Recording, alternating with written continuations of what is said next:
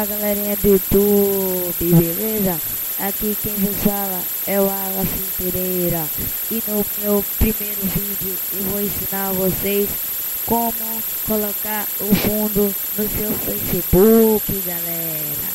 É bem fácil e rápido, tá, galera? Aqui vocês abrem seu navegador, tá? Aí vai no site que vai estar na descrição do vídeo. Ele vai direcionar vocês direto para essa página aqui, tá, galera? Aí aqui são os temas, tem vários temas, tá?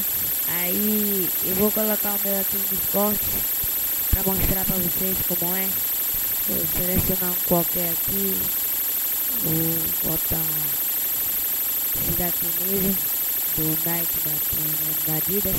Vocês clicam no tema, tá, galera? Que vocês queiram, a foto. E vai ter esse nome aqui, ó, aplique tema. Vocês clicam, tá? Aí vocês têm que estar com o seu Facebook aberto. Já vai ficar, galera. Tá vendo? É bem fácil. E quando vocês quiserem tirar, só você no tema que vocês colocaram e clicar aqui, ó, uninstall e sai, galera. Tá vendo? É fácil e rápido. E é só isso, galera. Até o próximo vídeo.